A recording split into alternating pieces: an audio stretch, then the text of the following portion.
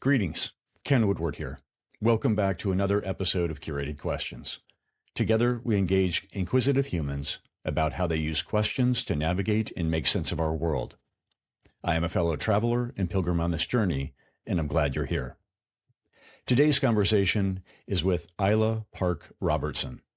Eila, or Adine, her Korean name, is a distinguished journalist turned award-winning filmmaker and the visionary founder of Anecdotia, a production agency dedicated to climate, racial, and social justice storytelling.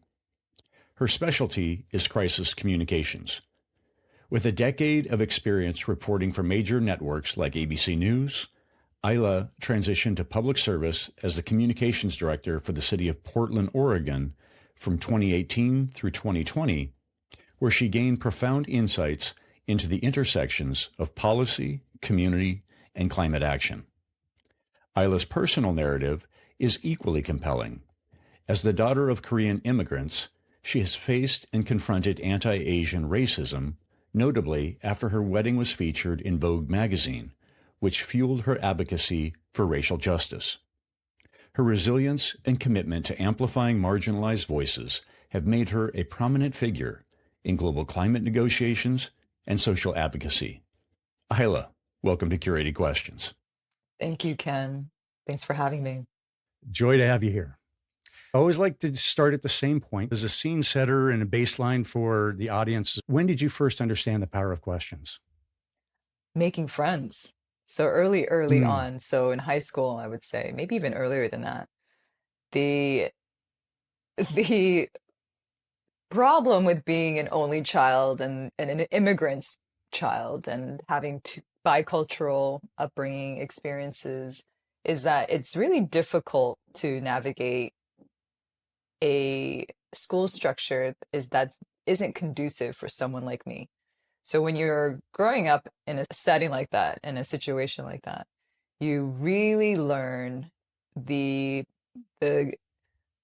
politics of classrooms very quickly. And asking questions, especially questions that come from genuine curiosity and learning about the other person, elicits almost immediate kinship and friendship. And that's when I actually started loving basically being the person who's asking all the questions. And I was that student in school asking questions nonstop, primarily because I felt like the question sometimes was more interesting than the answer. And then it evolved, and I became a journalist for a long time. And then it really was central and critical to my profession. The power of a really poignant question. Yeah. So many things to dive into there. So I love it. I know that you wanted to become a journalist from a young age. I think it was like 10 years old, roughly around there. And so those formative years in finding the friendships in school, as you say, do you tie those two directly? I know that you were influenced by Diane Sawyer's, Barbara Walters, and the like. Did you see their use of questions? Was all this kind of happening at the same time, you think? Yeah, definitely. So in the 90s, it was really popular to have these big hour-long interview specials that, you remember, Barbara Walters would have them, Absolutely. Diane Sawyer would have them, and right. It would range from speaking to Gaddafi to Mel Gibson, and then 20, 30 million people around the country would sit down and actually watch this interview from beginning to end. And I think what made it so enthralling, especially from my perspective, watching it as a little kid, was you almost loved the question more than the answer. The way they were about to, it was like a volleyball match. They were getting ready to hit the volley to the other side, and it was just as entertaining and just as high stakes and just as exciting. And then I saw it from the inside. When I was hired at ABC News, I saw the enormous amount of preparation that goes into the questions. Barbara Walters had this whole sequence that all the producers knew to prepare for with her, which is they basically put about 50 questions on an index card and they go through each and every one, and it just whittles down into, I think she ended up having 10 or 15 on a given special, but they Yeah. would belabor the questions, Yeah. every single word, and it was extraordinary. That was my real first professional window into the power of asking really good questions. I love the detail. What I'm picturing is literally going through word by word and figuring out, does it cover the topic? How is it going to land? Is it going to be able to dig into the details that we're looking to get for the viewers and for them? And just kind of like the story arc and the rest. Can you go the next level just because I'm really curious, because just your vantage point at that point regarding questions and seeing how at those folks at the top of their game, right? Millions are watching this. So can you go just that next level on detail that you witnessed? Sure. Diane and Barbara had two very different approaches to interviews. So Diane, she was also just as prepared, and her team extends, like, for weeks and weeks and weeks would prepare for said interview. And so their methodology was quite similar in terms of preparation. But when it came time for the interview, Diane is more someone who leans in, has all that preparation now ready behind her, and then just drops all the cards and lets the conversation manifest in the way that it's meant to go. Whereas Barbara, she's more laser sharp, focused on the questions she really wants you to answer, whether you want to answer it or not. So she had a different approach, and Diane had a more organic approach, I would say.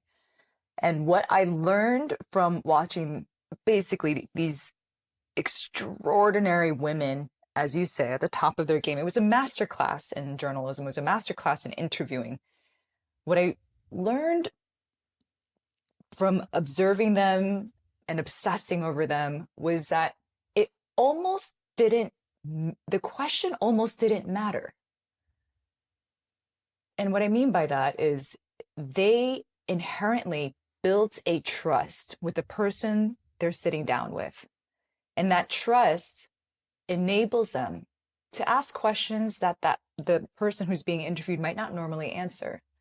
So in the course of an hour, while this is happening, usually by the fourth or fifth question, I'm in these rooms, in the interview rooms when this is happening, I'm witnessing this, and I'm seeing that the temperature goes down, the nerves go down, and then the electricity of their presence, and they're absolutely 100% in the moment, listening to every single word with great interest. And when you do that for about 10-15 minutes, then the interviewee changes, they soften, that trust is built. So then by the end of it, you almost forget what questions were asked. It was an experience. It was almost a spiritual experience that you had with the other person, because it was an exchange of each other's humanity back and forth. And that's when I realized that it's less about asking the perfect right question. It's more about how you are present with the person you would like to interview or who's about to give you an interview. It's more you than the actual words coming out of your mouth. Yeah. All right. Let me come back to the difference in how Barbara Walters and Diane Sawyer, their methodology, I think that they're, and I'm guessing, probably 20 years apart. Yeah. I think that there was a difference in how they did things because of just who they were personally and how they moved through the world? Or do you think was there a potential, generational type thing? Any thoughts? So my guess from observing them and working with their teams for, I would say in total, on and off for about a year, it's my interpretation of Barbara. And of course, there are people who know her way more than I do. But the limited time I had with her at ABC News, she was who she was because she was the very first. Yeah. She had no room for error. She had to break down walls and smatter the glass ceiling. And I believe her approach and her methodology and her work ethic, all of that was informed because she had to be the first. And when you're the first, you're more abrasive, you're more cutting. You've got to be. You're literally tearing down walls as you're walking. Whereas Diane, she had the gift of being able to be way more herself because of the barriers that Barbara broke down. And now the next generation, like my generation and beyond, we have the gift of even taking that further because Diane was able to be her. So it's like a beautiful, a beautiful, I guess, journey that all of us professional women are on and enjoying because of the work of the previous generation. So that's my interpretation of why Barbara and Diane were so different in their approaches. Yeah. That'd be my guess. Thank you. Yeah, that works. And I'm just thinking on Barbara Walters, and because of her at that pointy end of the spear, right? Mm-hmm. Having to break down all the barriers that she did, no doubt her having all of those cards, right? Her driving back to the things that would not fail. Mm-hmm. If you have it written down on a card and you come with these 10 questions, right? If you do all of that work, your chance of failure is lower because you've got systems in place. Mm-hmm. Whereas Diane would be, because as you mentioned, she's able to be a little bit more of herself because those systems now have a little bit of leeway to them and allow for her to express herself. This is completely sitting in the cheap seats, but in guessing. So then watching how they did that and seeing how setting the tone, building the relationship at the beginning of a conversation, how did you use that as you took the journey across the world and doing all the things that you were doing worldwide, but then also it comes into the work that you're even doing today? How did that kind of inform how you handle those first few minutes of setting the tone?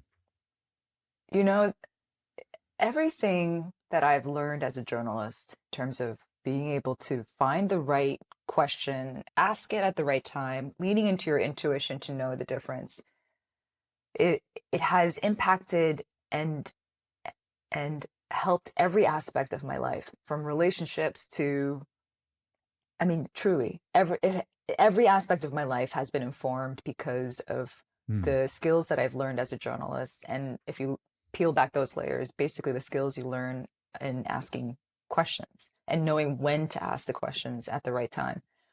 And I don't know if this answers your question, but I feel so strongly that as a culture, as a Western culture, we have lost the ability to listen. And what that inherently means is that we've lost the ability to ask meaningful questions to each other. And so in the absence of that skill really being developed, we are finding that people are no longer talking with each other. They're just talking at each other and not listening at all. And we are in real danger of losing the ability to see each other's humanity as a result of that. And I found, so I'll take this a step, I'll go a little bit backwards because it'll help inform why I feel this way. I remember I had such difficulty making friends because I was such an awkward girl. I mean, I'm an immigrant's daughter. I spoke Korean and English, but not either very well. I was born in Queens. I had a very violent father, unstable father. And so I was navigating that. My mother had a minimum wage job. We moved every year because we couldn't afford rent. And I also happen to be a pastor's kid. She's a pastor. And so I had all these strange influences really paving the way for me to not succeed. Let me just tell you, not succeed socially. And as an only child. So when I started realizing that when I was asking questions and actually listening, and that seemed to resonate, and that's how I would start building friends. And in every way, I was a late bloomer in that regard. But when I really caught on to it, and I started doing it in every aspect of my life, with my teachers, with my classmates, with my friends, with people I don't even like, that evolved and translated beyond high school, beyond college, and it became my most powerful skill as a reporter.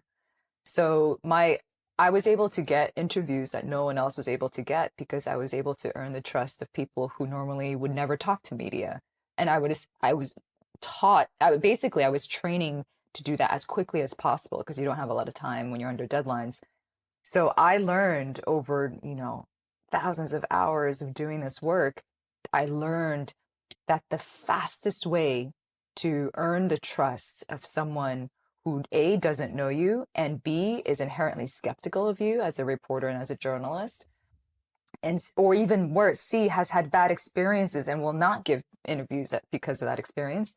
I've learned that the fastest way to build trust is complete presence and coming at it from a desire to really understand and tell their story. And that does not come if you come charging at them with peppering them with questions.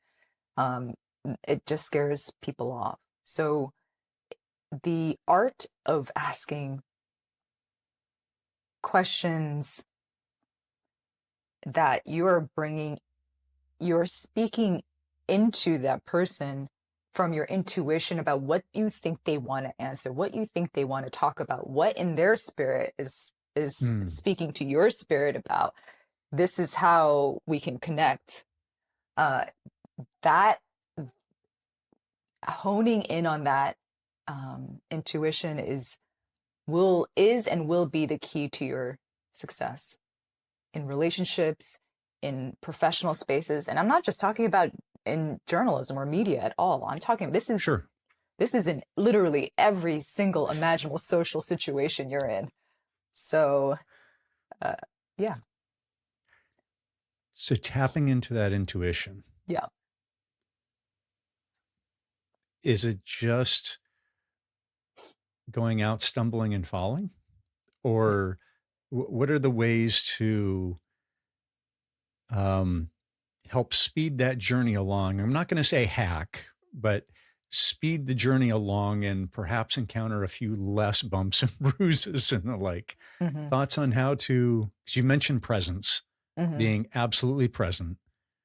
And then any other thoughts come to mind on what might be carried along with that?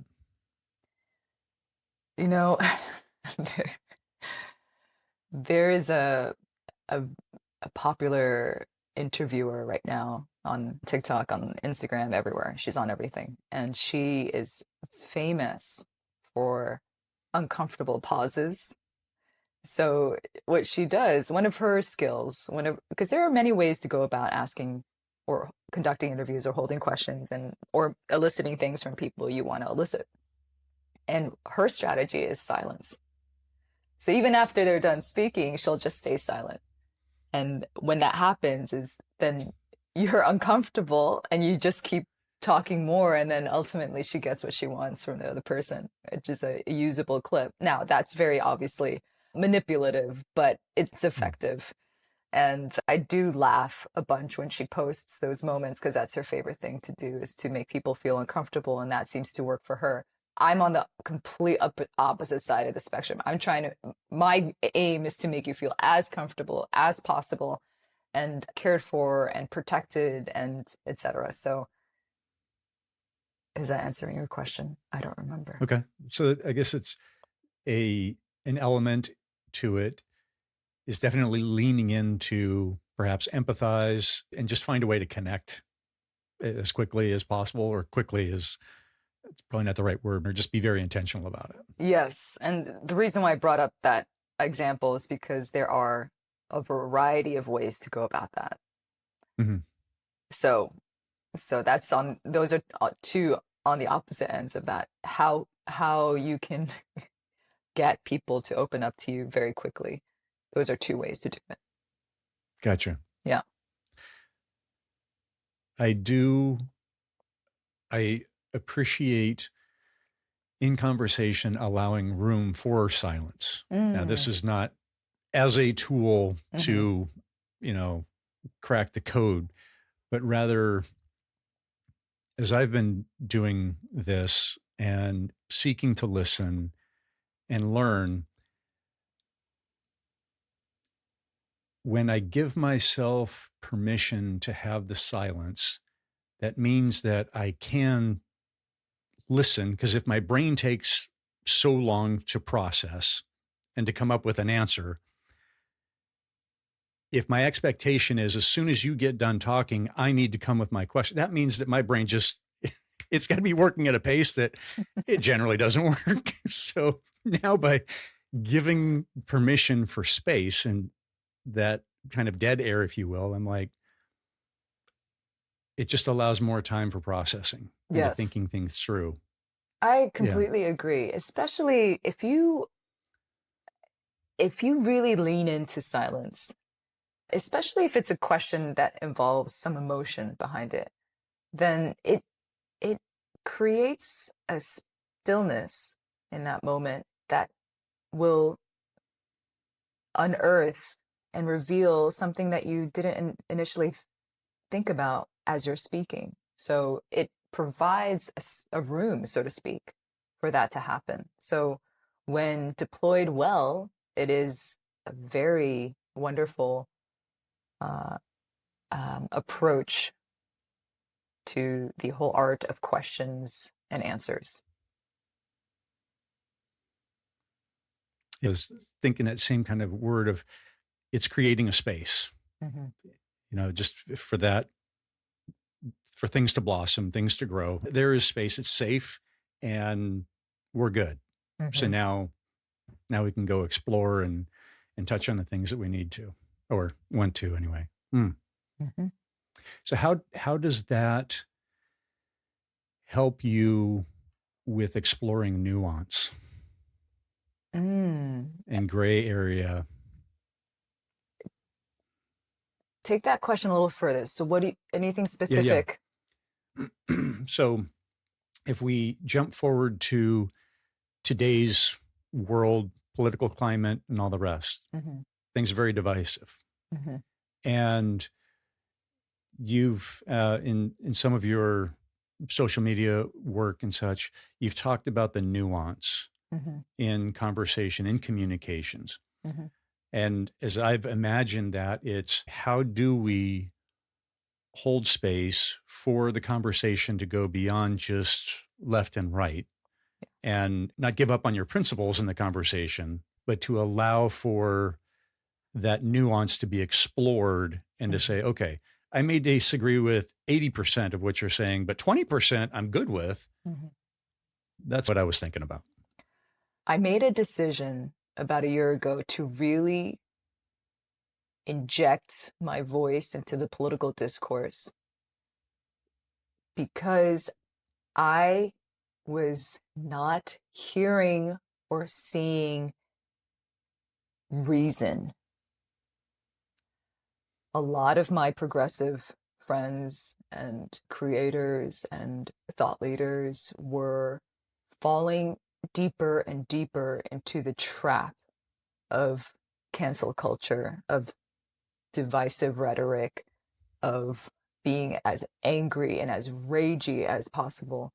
And while that serves a purpose, especially when you're in the mood to burn systems down, it's an energizing emotion. It's a rallying emotion. People are entertained by it. So it ticks all these boxes that makes it very attractive to watch. However, when you are only in fire all the time, you're going to burn. You're going to burn yourself. You're going to burn the community. You're going to burn the whole thing to the ground. And while momentarily you feel like burning things to the ground that are bad and that it's not serving its purpose, to do that consistently and all the time is so toxic to your spirit, to your community. Mm. And what I am seeing is that for those of us on the left who are on the left, who are Democrats, who are liberals, who are progressives, because we believe so fundamentally that government is in service of everyone, that social services are there to bolster the most vulnerable among us, that these systems, hospitals, roads, transportation, bridges, buses are all there to make sure that every single person has stability of transportation, stability of housing, etc. We are progressives for that reason. And so when you create a communication method that is built on just being angry and ragey, then you completely erode the potential for bridge building, for understanding the humanity of people that you do not want to understand the humanity of. And I understand that anger fiercely, fiercely. There are wonderful thought leaders who are all about calling people in instead of calling people out, who are about bridge building across political spectrums. But because the social systems that we have around algorithms and how they function and who gets to have a louder voice or who gets more amplified is built on rewarding the most intense emotions imaginable, you do not see thought leaders rise to the level that other creators and leaders and voices are being elevated to. So my intention in the last year to really increase the volume of what I'm speaking on is a desire to create a community that has that rage, but also has this desire to bridge build and also has a desire to understand the complexities of a certain policy issue or this war against women. I want to create a community where that dialogue can happen freely in a safe way that doesn't involve binary thought. That involves layers upon layers upon layers of nuance. And I would guess the product of why I have that desire comes from having a lot of conservative family members and being a very progressive family member in that space. I realized there is absolutely no other way for me to connect with any of them unless I listen. Truly, they have no desire to even engage with me unless I listen. Under Trump 1.0, it was extremely, extremely difficult and tense. And there were definitely several members of my family that I didn't speak with for a year. I couldn't even bring myself to get there. But when I did, and when I was ready to approach it from a place of, I see your humanity, I hope you see mine, and let's go from there. How did you prepare your heart and soul for that intentional listening? Thankfully, it was because it's just my natural disposition in general to want to listen first. And it comes from a place of, I'm very much a double introvert. And really all that means is introverts are very social people, but they regain their energy by being alone. But introverts are also way more curious. They're not the ones who are at the life of the party, essentially. I mean, some of them can be, but that's usually to entertain. But our nature is to really absorb the landscape, a room that we're entering, a party that we're entering, a meeting that we're entering, observe and facilitate questions that lead the room and the dynamics into the way that they think is best. And that is the power of someone who is more introverted, is that they're actually leading the dynamics of that room, not the extroverts. They might be the most visible, but my calculus and all of this is having observed so many different dynamics in a variety of different spaces, from the highest levels of government to soup kitchens, is that it really comes from the listeners in the room. That harmony and laughter and goodwill comes from those who listen, not those who talk. Which is why I'm just drawn to people like that in general, and that's my natural default when it gets hard. Just listen. When you go into these social spaces, then where are you drawn to? Are you drawn to, just let's make it binary, the introverts or the extroverts? Where are you normally drawn to if you move into a space? Apart from your mission to be there, or yes, I need to talk with so-and-so, what's your default? Let's give an example that a lot of people can relate to, which is a meeting starts at your job with a bunch of people, team managers and colleagues, etc. I'm usually, since you're asking what I normally would do, I'm usually the last one to speak. Or I won't inject my opinion immediately unless I'm running the meeting.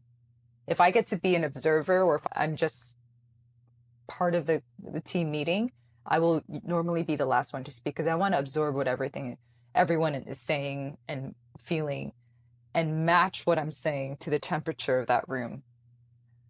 And sometimes you have to make a decision to change the temperature of the room. So what you say has the power to do that.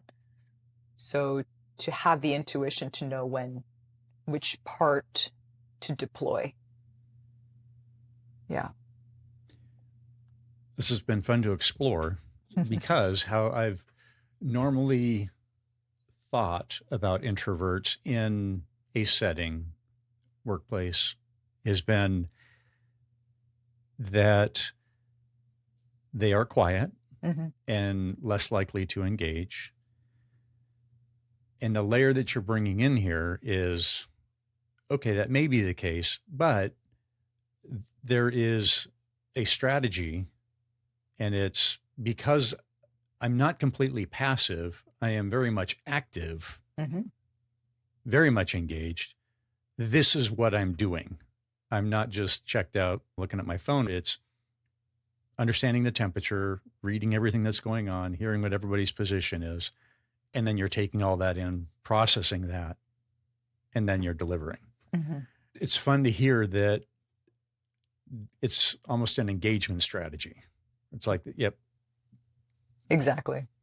As I think of the introverts in my life, I definitely more go towards the extrovert side, but I completely understand the introvert side and the recharge energy and all of that as well. So I don't know where I'm at on the big spectrum of things, but yeah.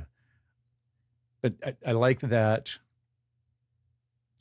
I like it from a strategy standpoint, because now what I'm going to carry forward from this piece of the conversation is that now when I see an introvert doing what they're doing, then I can engage with them in appreciating what's happening, rather than going, oh, well, they're going to always be the last to speak, so I don't need to pay any attention. I understand the strategy is at play. So that's helpful. Not to geek out even further, but I will here for a second. Please. There is a connection between introverts and empaths. So what I mean by that is empaths absorb the energy of people very deeply. So as a result, they tire faster in social settings, because they are literally consuming everyone's energy in the room. And so when that happens, that's why more often than not, introverts need more time to recharge alone, etc., so that they're not absorbing the energy of anyone but themselves or the environment they want to be in, whether it's a walk in the forest by themselves or a bath, etc. And so the brilliance of empaths and therefore introverts is when you are that sensitive to the energy of other people, to the emotions into room, you have a really sharp sense of where people are. It makes you not necessarily a savant, but it makes you do have some psychic tendencies of being able to read other people's minds because of that absorption. As a result, you're able to ask questions that people are surprised by. My favorite questions that I get to ask is when you see the other person's face and it's a look of pleasant surprise, like, how did you know to ask that question? And it is my favorite thing, because you see the delight or the shock or the emotion, like whatever it draws, whether it's a story they've never shared before, or whether it's a deep traumatic experience they want to get off their chest. It's a beautiful thing. It's a quality that introverts have in spades. Recently saw a video clip. I don't know what the actress's name is. She was on Game of Thrones. It was Diary of a CEO with Stephen Bartlett. Mm-hmm. And she was breaking down, recounting, and she was just like, people were asking me the right questions. And this was helping her to process her history and some of her story. And I was just like, ah. So that the healing power that it can be when you're really seen and really understood. And that was, yeah, I want to go back and watch the whole thing to understand all the backstory, but that clip just really resonated with me. And so I understand when that right question hits. It's like, oh, unlock. Yeah. Beautiful. Yeah. All right. So I don't know, maybe this will be an unlock one, maybe. Sure. So what did Jane Goodall teach you about questions? So behind any good question, obviously, is the human asking the question, but behind the human asking the question is what's driving their curiosity. And what Dr. Goodall showed the world, and I don't think anyone else has come even close since then. What she has showed is a life of living in total curiosity. Her first trip to Africa as like a young, she was like 20, I believe, 21. She's a person that has rejected every societal oppression that was forced upon women at that time. And she says, this is my interest. This is what I'm curious about. This is what I want to do. And fortunately for her, she had the right mother and father and academic background and where she lived. She had a lot of incredible, and I don't say this to be pejorative. I'm using it actually in a way that it displays my respect for her, but she had multiple pillars of privilege that enabled her to be able to do this. But she used that privilege to pave the way for just the most extraordinary conservation we've seen in the last 70 years. She's a woman who totally and completely understood the privilege of her beauty, the privilege of her youth, the privilege of her education, her family, the support of her partners at the time, and utilized that to its full capacity to do as much good as possible.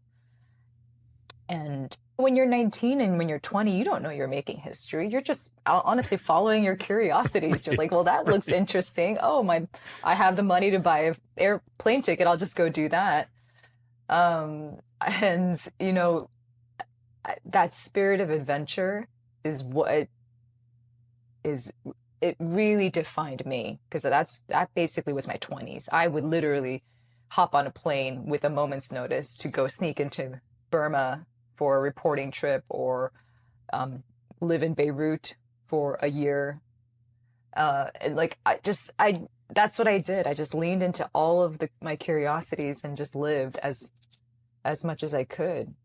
And so she was a tremendous inspiration for that because she modeled that for me. And she's the reason why I'm in conservation now too. I'm on the board of the International Fund for Animal Welfare. It's called IFAW. And she was a really longtime friend of IFAW and our current CEO, Azadine.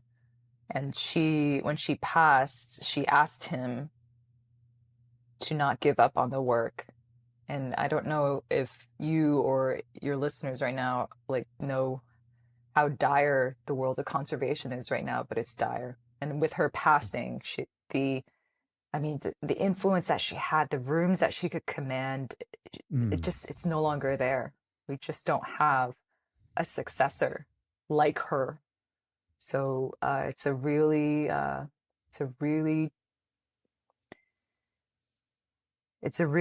scary place to be in right now in terms of the species that are being lost, the land that is being decimated. It's just, yeah, it's endless. So someone has to rise up. Someone has to rise up pretty soon. So like Greta Thunberg. Yeah. Right. Yeah. So I wonder if she will become that next person. When I think of Jane Goodall, I think animals first, climate next. Mm-hmm. When I think Greta Thunberg, I think climate first, and then all the different things that come out of that benefit. That's how I think about the two. But yeah, I'm not sure global name wise anyway. In conservation, there are definitely some extraordinary leaders out there. Extraordinary, but Jane was singular in what she was able to do. So we'll get there. Yeah. So let's go down that branch of the conversation regarding climate and questions.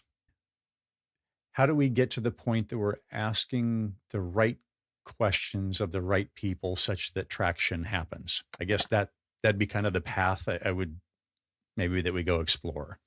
Yeah. Whether you have all the answers or not, great. Okay, so here's the answer to fixing the climate crisis. This is all you need to do. Yeah. Yes. 3 easy steps. And be gluten-free. So there you go. Yeah, no problem. Yeah. So that's a wonderful question in the sense that for those who are listening to this, if you don't know, a bunch of my work used to be and currently is, but it's shifting to more political spaces, but it used to be predominantly in the climate space. And so what I would do is I'd be brought on to help the narrative arc of storytelling for comms teams in the UN and in cities all over the world dedicated to climate. And one of the conundrums that we are faced with as a movement that is trying to save the planet, literally trying to save the planet, literally, is that the currency of our time is attention. And basically what we have on offer as climate leaders is the world is burning to the ground. Most cities won't be livable or breathable because the air toxicity will be so bad because of rising temperatures. Your kids won't be able to swim in the ocean. Polar bears are dying. All the cute little animals that you loved will be extinct by the time your granddaughter is born. Basically, that's what the messaging has been, right, for the last 10 years. And while all of that is true, and the first wave of that was such a powerful wake-up call to the world, and it's absolutely necessary and critical. Unfortunately, we are now seeing the evolution of that messaging, and it's not landing as hard because we are so resilient to trauma reporting now. The scale in which and the volume of which we are learning about the collapse of our planet, the collapse of our political structures, the collapse of our democracy, the housing crisis, the homelessness crisis, the fentanyl crisis. Because of that, we no longer have the same, it just doesn't have the same shock value. And therefore, when there isn't shock value tied to that, then you you care less. And Mm. so what Hmm. a lot of these Yep. incredible organizations and governments who have been leading the charge on climate for a long time, what they're really struggling with right now is how to continue resonating with people to get them to continue caring about the issues facing people and planet. And what my job is to find that narrative arc that will resonate. And what the tried and true method is storytelling. It's personal narratives, weaving in how and why there are big cities in the world where for certain days of the year, you can't go out. You can't go out because it's too toxic or it's too hot. Like, we have islands around the world that will not be inhabitable in 10 years because of the rising oceans. That piece of storytelling to humanize the dehumanized is my work. And it's been my work for quite a bit. I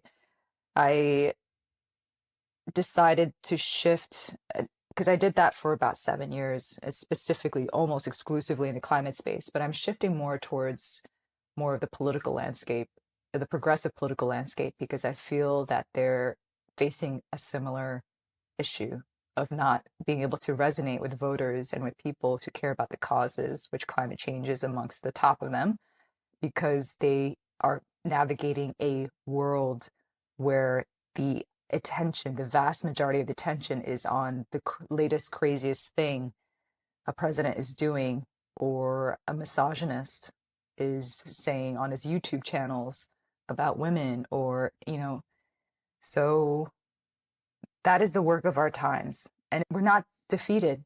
I cannot stress that enough. Just because it seems like they're winning that communication landscape right now doesn't mean that it's over. We have every opportunity right now to also command the audience that the right and the alt-right have. We just don't do it. We're too moral and pure about it. We've got to be way more adventurous and risky and entertaining. And there is a way to do it. And so let's go. Yeah. I just recording a podcast that'll come out tomorrow on wonder. Mm. And as I was putting that together, I'm like, color photos have really only been commercially available for 100 years. I was born in 1970. So that means by the time that I was born, less than 2 generations had experienced color photos. Mm. And I'm thinking about, there's no way that evolution could catch up, was ready, prepared my brain for color photos and then the prevalence of it. And so this is in comparison to, or the idea of, now we're looking at our phone and we can scroll around the world in 5 seconds on our feed.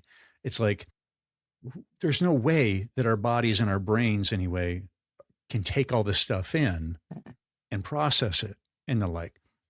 So I think over on the attention and how attention is hacked by the algorithms and this attention economy and all the language that we use around that. It's like, I don't know what's next, how we skate to where the puck is on how do we get ahead of it such that we're not always behind trying to run to catch up, but how do we, I don't know, using a lot of hockey stuff here, but like Canadians, so that kind of works. So yeah. We advanced to the semifinals. Woo. Yeah. Well done. But yeah, that's what I'm also thinking about too, is just as we're doing this, we're in the world that we are. So how do we get ahead of it? And thoughts? Yes. I am really encouraged. And I know that's a strange thing to say in these times as it relates to social media and communications and what we're inundated with. But I say this because I believe we're entering into a different phase, a different evolution of how we connect with all the visuals and the information that we're absorbing. And the reason why I believe that, and I'm excited about it is because I'm seeing it with my content. My voice in the political landscape is not the obvious choice. I'm not Mm. caustic. I have an expletive filled rant about Trump. I just am not the classic political creator. And yet I'm seeing tremendous interest in taking down the temperature and having a longer explanation of things and policies and issues that are affecting people every single day. And I was the first to be like in shock when I saw some of the numbers of my monologues, which are in the millions. It's just unbelievable. And so Wow. that tells me that people's appetite it's shifting. They've had too much Mm. meat, and now they're looking for something way more nourishing and sustaining. And we're seeing this across the board digitally. Long form journalism is just taking off in a big way. People are reaching out for more long form listening, long form storytelling, longer documentaries. It's like, so the pendulum is shifting from these, 7-second quick bites to, 17 minutes analyzing being an introvert versus an extrovert. Like those things Right. are really Yeah. catching on. And there is a real shift for people who want to just go slower. Probably a nervous system response too. So the appetite is shifting. It is. And we have to be on the pulse of that is something, unfortunately, Democrats and liberals and progressives, we're usually late on that. We're usually about 5-10 steps behind what that appetite is for the general public, and which is why the right and conservatives have done so well with their Mm. messaging, because they felt the pulse of the country, being one of being disenfranchised, not listened to, after years of being spoken down to. They were able to capitalize and really understand the mood of people who just wanted to feel like they were part of a country instead of being left out. So they obviously manipulated that into really terrible ways and narratives, but they understood better than the left did what people were feeling, which is why we have a lot of ground to catch up on. As a staunch conservative from 88 through 2016, and then I've had a dramatic shift in my worldview. Mm. Going through that transition, I haven't witnessed so much what you're talking about as far as the inability for the progressives or the left to be able to do things. Why? Because y'all were of no value through, for like the first 45 years of my life, right? Because whatever was happening over on the left was evil and wrong and all the rest. So there was nothing of value. So there was no paying attention to, right? Uh-huh. And so now that I'm over on the left and progressive and the like, it's like I'm still feeling my way through and trying to understand how this world works over here. So yeah, land of misfit toys right here. Welcome to the right side of things. I'm glad I got here. I really am. Yeah. I really thought that my world was inclusive before. I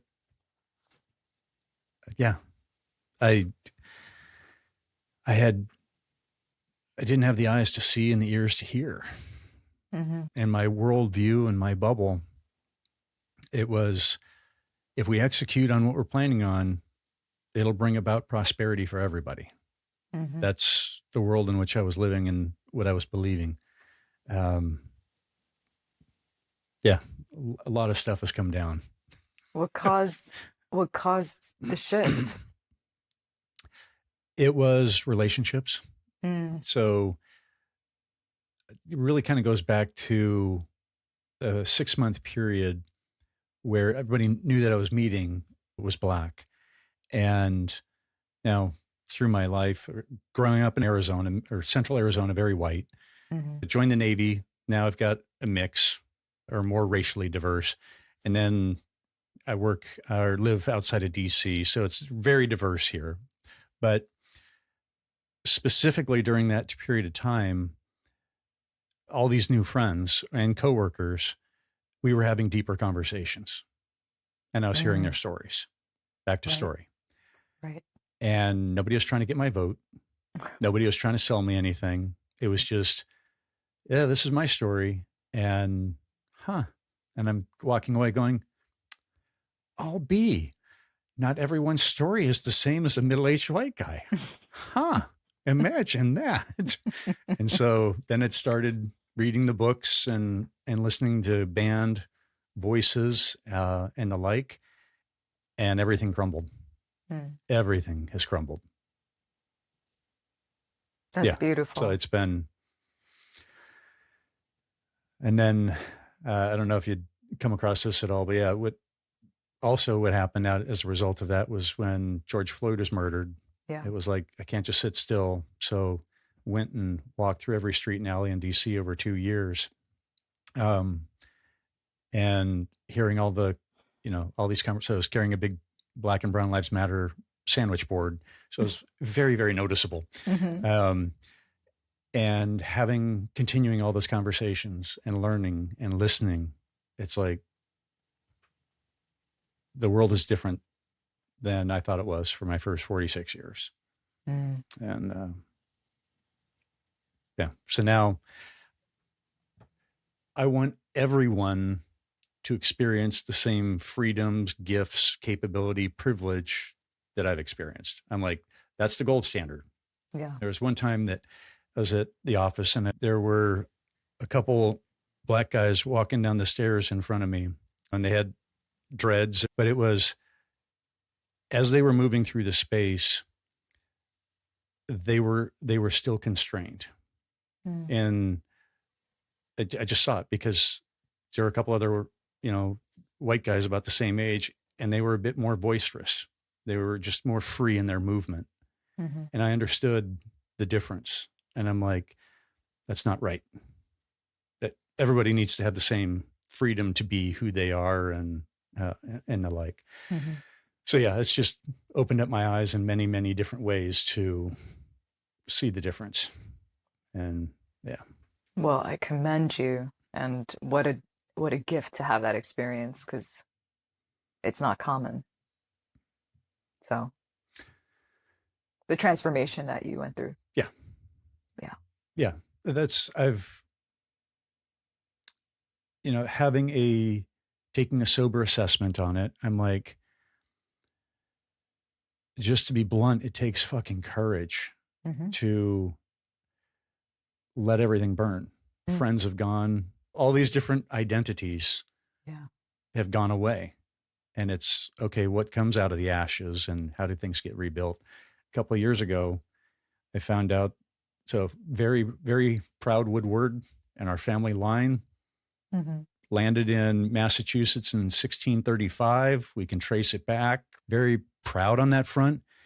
And dad, very moral, all these kind of things and that kind of stuff. Well, found out about 3 years ago, I have an older half sister. He took that story to the grave. And What? yeah, so getting a chance to meet her, and she is fantastic. Her family, all of it's absolutely lovely. But it's like, dad, the guy that taught me how to live a moral life, do all these right, smart things, and lifelong Republican. It's like, you stole 50 years of life with a sister. Mm, And it was just another domino, another identity that goes tumbling to the ground mhm. and needing to rebuild. And this is where questions have come in for me. because it's honestly pursuing what is the answer and following it to its conclusion. American exceptionalism, is it true? Well, I believed it was for 45 years. Mm-hmm. But let's look at all the treaties for the indigenous people. No, we're not exceptionalism. Mm-mm. For those folks who have a similar background to me that are willing to lean in and really ask the hard questions and sit with it, it takes courage. It's hard, but it's a journey worth taking because I see far more clearly now. Yeah. That's beautiful, Ken. Yeah. So, questions for you. You had made a post about Korea, and you had said a line in there that would be lovely to explore. So, my question for you is, what can our people who refuse to stay broken and refuse to be controlled teach the rest of the world about questions? Mm. Oh, I love a chance to talk about Korea. So thank you for that question. The journey of South Korea since the war is fascinating and very unusually applicable to what's happening right now in the States as the rise of authoritarianism. It has its foothold in North America. And the reason why I point to South Korea is because they have had a roller coaster of governments and democracies and dictators and just political upheaval left and right, which makes their story of growing from a developing country to a developed country in 30, 40 years and a miracle. But we all know it's nothing about an economy growing is miraculous. It's one foot after the next. It's ingenuity. It's the decision from the government to focus on education and people rather than natural resources, because South Korea didn't have many natural resources. So their natural resource were their people. So a lot of decisions played into why Korea is where they are now. South Korea specifically. But I'll give you a recent example that I wish we could emulate more, which was about a year ago, maybe it was a little more than that. The president of South Korea attempted to enact martial law.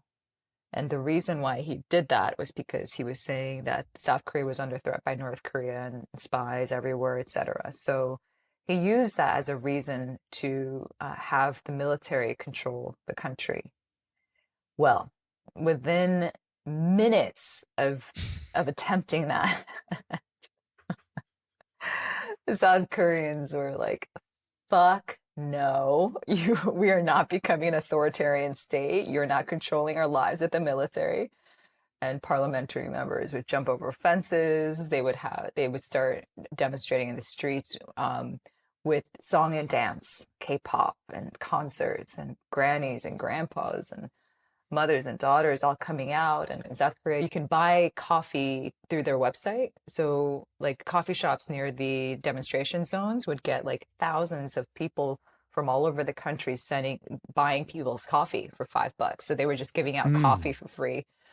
Yeah. Because other people were buying it for them. So it's this immediate solidarity and unity and also the timeliness of it. Like they jumped right on it instead of letting it take a foothold. Because once the military locks it down, it's much harder to reverse it. But what they did was immediately said no to fascism, no to authoritarianism. No, we're not going backwards, we're going forwards. And the whole country was able to rally behind this very quickly. And it was the people. It was a lot of women, in fact, who were just saying, not on my watch. No, this isn't happening. And so that is a very recent example of a country that was about to shift into a really dark place, and the people didn't let it happen. The bias we have as North Americans is that we are not as versed with what's happening with the rest of the world, or not as much, at least, with the rest of the world as it relates to us, because they are forced to know about what's going on with our politics and government, whereas we are not so much forced to know about theirs, Yes. right? The tragedy in that is that most people, I believe, will be surprised to learn that most countries in the world are authoritarian countries. Democracy it's like 91 to 88, 91 authoritarian countries, 88.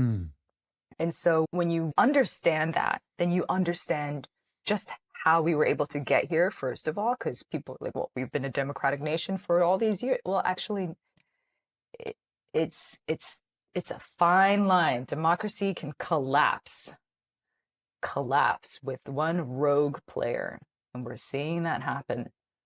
When I think of South Korea, since you were asking about how the people have changed and altered the course of their own history, it comes from a very Eastern mentality of we're all family. So there is a cultural belief instilled in every South Korean that we are all one, which is not the case in the States or Canada. Right. We're all individuals, or we're all just families, and we're just way more isolated. Whereas South Koreans and other East Asian countries and Southeast Asian countries have more of this. We're all one. We're all Korean. And so that's intoxicating. Like, that is a completely different way to be in your country. And it's the reason why they have ascended into the top levels of geopolitics, of cultural politics, of soft power, hard power, all of that in such a short amount of time, because they were able to really rally behind that. After getting beaten down, colonized, messed with, used as pawns, they just said enough. And then they just found their power as a country and as a collective and as a group and went for it. And now we see what that looks like right now. So I want to parse this a little bit. And so this is driving to how do we do that here? So when I hear I am Korean, and this is where I'm going to stumble around a lot. Okay. So when I hear I am Korean, what I think of first is Korean by blood. So let's just say, I look Korean, right? So then a question that's within that is, for those that are not Korean looking, that live in Korea, are they, when they say we are Korean, is that we are all together? All right. So this is setting up the conversation for that piece there to talk about, because here in America, we say we are Americans. Now, you Google American and there's probably a white guy that pops up as far as images, right? But we know that we are a much broader group, right? Cross-section of humanity. Okay. So then how we say we are American, how do we get to having that same cohesion apart from having another 9/11? We experienced it then on the days after, right? But how do we get to that point where I look out the window, or I'm walking through the market and I see a Muslim woman in a hijab, right? And I'm like, we are American. This, that's where my mind defaults to, right? Where that picture of the white guy with blonde hair gets replaced by this multiplicity of people, which I think has always been the hope, or what the Constitution would say, or our founding documents would say, this is our goal. How can I get there? How can I bridge that? So first off, can you touch on we are Korean? What does that look like? And then we can talk about the second half.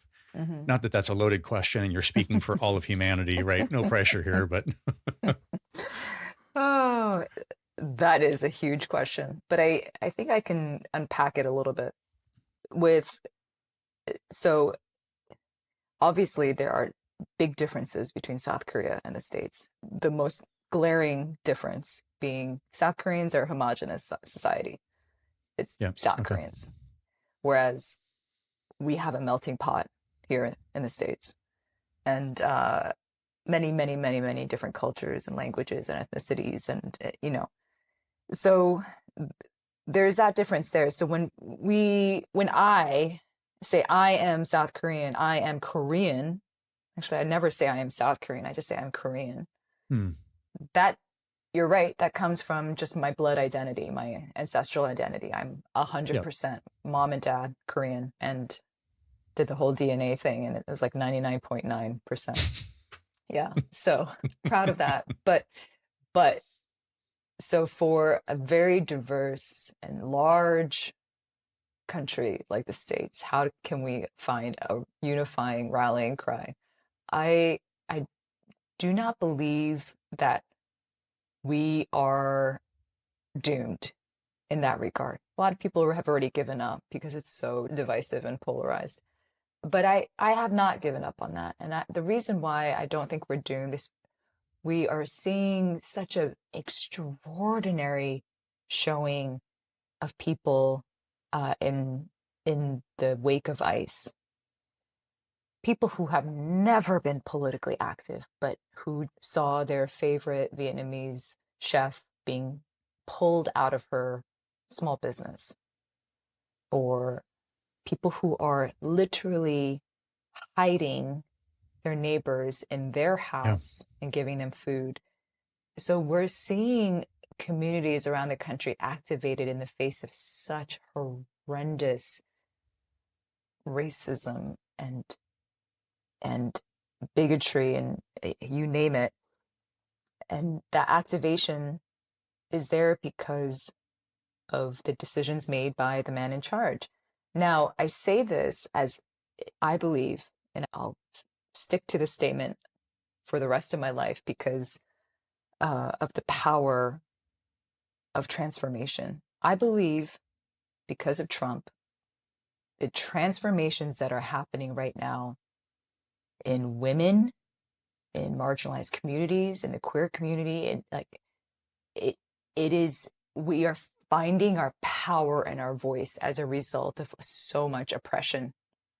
So at right now, doesn't seem like there's a net positive from this administration, but Yeah. we have data to show that under 1.0, as a result of that, 2 years later,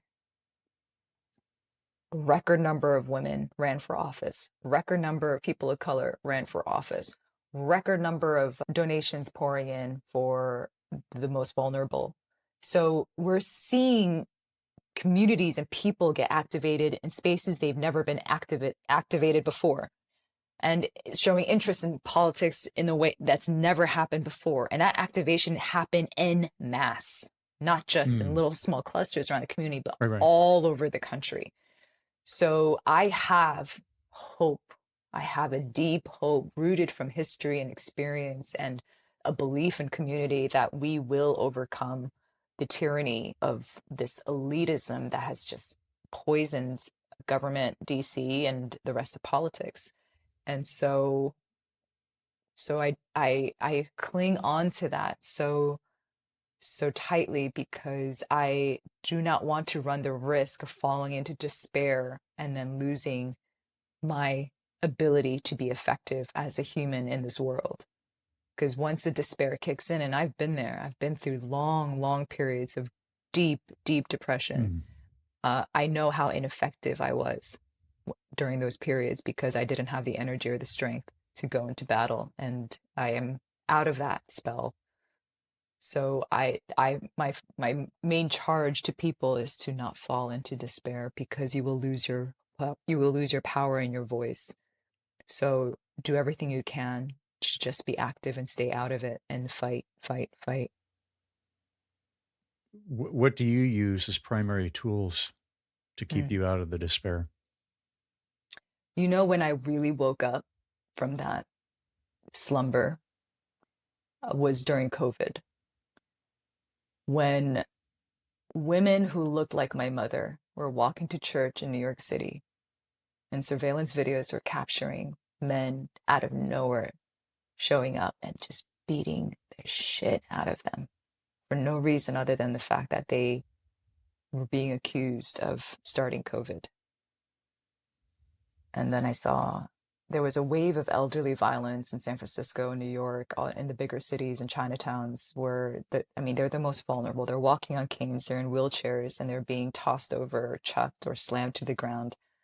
When I saw the inhumanity of it all and people being targeted just because they looked Asian, was when I was so disgusted with myself I felt so selfish for being in depression when my community was really suffering. I that's when I woke up. It was like a jolt inside of me in my spirit saying, how dare you get up, get moving, get active, and fight back. Often it takes a very personal experience like that for that transformation to happen. So for people who are not as deep into their depression, I would say the most intoxicating and electrifying way to be a part of this movement is to be in community. So find a local political chapter, or even, Planned Parenthood, or there's so many nonprofits in this space as well, and grassroots organizations. Just be in community, and your risk of falling into depression and being ineffective reduces. But the chances are higher if you stay by yourself. Yeah. I appreciate you coming to community, in that I think community is such an antidote for so many things. Mm-hmm. And this is coming from a position of having a strong community and then not. Mm. And that is very much something that I yearn for me and for others, especially as we're, going through the COVID thing and then coming out and then trying to get connected or not. But in some cases, sticking with what we went into COVID with and then not getting re-engaged. And our phones allow us to just order food. So it allows us to stay a little bit more isolated. But that sense of community, all the different things that the network of community that we've had historically, those things have kind of just died on the vine. Mm-hmm. And we just don't have them. So it's like, okay, no, we need to rebuild or establish. And so hopefully this kind of phase that we're going through now as a nation, hopefully it will drive towards community as people want to get involved or reconnect. Totally. And I do think a lot of, maybe not a lot, but there are definitely big groups of people who are like, well, how do I even dive into community? I don't have any interest in, some might even say I don't even have an interest in politics. So I don't want to go find a local elected to help. So in that case, I would say the easiest entry point and something that's low barrier is whatever your passion is, join a community in that space. If it's rock climbing, if it's hiking, if it's walking, if it's running, there are groups in almost every major city where you can find your people based off of your interest. Photography groups, if you love birds, like it's endless. So even being nourished by your hobbies and your activities is an act of defiance, because that nourishment makes you stronger, and it makes you stronger to fight for people who are not as strong as you. So that's my encouragement to people. If you're listening to this right now and thinking there is no group that I would want to be a part of, I'm sure there is. Cooking groups, mothers groups, fathers groups, endless. It's endless. What else comes to mind is that, so this is for me, not speaking for anybody else, but I'm like, there's a hesitancy because I'm like, I know that there's a downside. That's where my tendency is to start. Mm-hmm. And it's like, the answer is going to be on the other side, I'm sure. I know intellectually that the answer is going to be on the other side, that it is going to be rich. When I meet people around at the market and we have a conversation, life is better as a result of connection.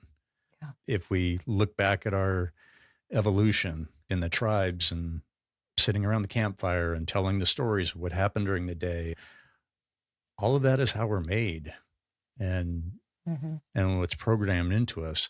And when we're out here, our own private island, it's a dangerous place to be just for ourselves. Yeah. We were never, ever, ever evolutionary built to be in isolation. Yeah. Ever. So we couldn't survive on our own. There's a reason why the human race is where we are now. And it wasn't by being alone. In your world of communications, what have I not explored yet about communications and questions? There has never been a more exciting and also volatile and dangerous and risky time to be in the communications game. So the excitement that I have in this space, because for those who don't know, I run my own comms agency specifically for progressive causes, and the opportunity that we have right now to be bold, fearless, to go after those who have done harm is immense. But it requires political courage, institutional courage. It requires unlearning and shedding this obsession with traditional comms, which is this belief that the press releases, the announcements, the internal emails, the one pagers will be the solution. It's not the solution. It hasn't been the solution, and we need to wake up to the reality of our times and match where our attention is in general and reform the way we communicate. And that's what gets me so fired up, is that I finally feel that people are waking up to this, and institutions are waking up to this, and electeds are waking up to this. And there is more courage and a desire to change the way they communicate. To me, there is nothing more important. When you said earlier, how do we unify as a country without another 9/11 or without a big issue? And one of the most powerful ways to target the polarization of our country is to go after and challenging the dehumanization of people. So that's a comms issue. That's a storytelling issue. And we do that. The reason why people are hating each other is because we keep othering each other. It's obviously a tale as old as time. But if you perceive the immigrant someone who is a threat to you for either taking your job, taking your wife, taking your husband, taking your child's position in the school, like when the scarcity mindset locks in, the only people that benefit are those at the very top who are controlling everything. And so they get away with everything that they're getting away with because they're causing so much havoc in communities, and we're all fighting each other instead of fighting the truly, truly terrible humans that are making all the calls right now. So that's a classic distraction method that's being deployed on YouTube and all over, and has been for a while now. And we need to target that by flipping it around and saying, and challenging it. This is not a time to be quiet. If you are quiet, we need you to speak up, because the amplification and the volume of voices is what changes the tide. It's what turns the tide. It's what changes the narrative. It's what changes governments and systems. So silence is unfortunately complicity right now. We know we do not have the luxury to be silent anymore. And it's going to come at a cost. It'll come at a cost to your relationships with people you love and know. It'll come at a cost to relationships you have at church, at your work. It's supposed to have a cost. That's why it's a hard thing to do, but it's the right thing to do in these times. I've certainly noticed how cheap fear is. Yeah. It's just, and it's so easy to deploy. And it's like, I just see it all over the place. And it, it's easy to tear down. It's hard to build up, and it's how we're wired. And it's so easy to push that button if you want to influence people versus let us talk about building. That's just, you have to use more words to say this is what the future is, or use your imagination. I've been watching a lot of this AI creator. I think her name's Kelly Bosch, and she's putting out these daily videos, which are just lovely. They're like 3.5 minutes long. And one of the things that I've found is that they're actually creating more empathy for me. I'm naturally or more empathetic leaning at the jump. But as I see daily these sort of futuristic creatures and kind of odd clumpings of different creatures to make them up anyway. But they're walking along to a song, right, with a cute little boy or girl or something like that. I'm just like, if you watched one of those every day, and she's very good about the diversity that she has in her work, but I'm just like, I don't see how it wouldn't start to put cracks in a cold heart for introducing to, oh, wait a second, I'm finding that these are not as scary, or the other is not quite as other as I had grown accustomed to. So that hit me the other day as I've been watching. I was just like, these are just so cute, even though they're, like I say, she does great work. Please check her out. Got a lot of followers out there. And no, I don't get 10% or anything like that. But I was thinking about how perhaps a benefit of the AI creation might be a way to lean into that, to say, okay, this is what a little bit of what the future looks like. Because if, in the world of the alien movies where, they come from outer space, whatever, and apart from those that we would try to destroy them and all that, but it's like, okay, so if you went 100 years down the line, and so now they're incorporated into society and we're all living together, that's essentially what you would see is, the alien and the human walking down the street to go get a cup of coffee together. Why? Because we're living together. Right. And it's like, let's just pull all that goodness forward and love the people that were around. Yeah. And want goodness for everybody. So that was a little bit of a sidetrack, but the empathy associated with undercutting fear. It'd be great if we can get there. What just popped into my mind as you were saying that? Why it would be amazing to have like a nationwide program for home exchanges. If there was like an opportunity for you to have dinner with a family in a community that you've never been in for like 2 nights in a row, and just that alone will, I wonder what that would do, the ripple effects of that, because all the home exchanges that I've ever had, whether it was in South Africa or in different countries, was extraordinary. I was in Beirut and I was invited to a Syrian family's dinner party, and it's like it was mom, dad, cousins, uncles, brothers, and I suddenly in walks in this Korean American. And then it was just so joyous and lovely. And now I have a stronger connection to the Syrian community because of that, just from that one dinner.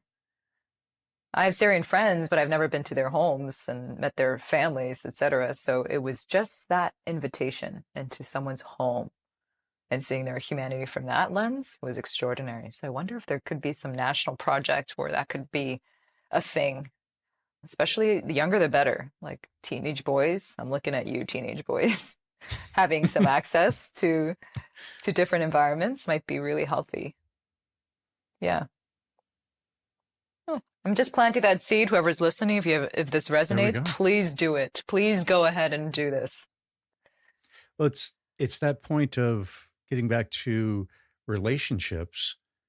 That was what tipped it. That was what started my whole journey. Mm. And I think back to when I moved to the DC area, I was working as a technical trainer. One of the students was from Zimbabwe, and he looked far different than me. Mm-hmm. We connected, and he actually ended up staying with us for a couple weeks between classes over the course of a couple years. And I have a heart for Zimbabwe. I haven't been there yet, but I'm like, when I go to Africa, Yeah. Zimbabwe is at the top of my list of places to go, specifically because of Raymond. Yeah. And that was over, I don't know, it was like 25 or 30 years ago. Well, there you go. Yeah. My theory was just proven. Yeah. Absolutely. Absolutely.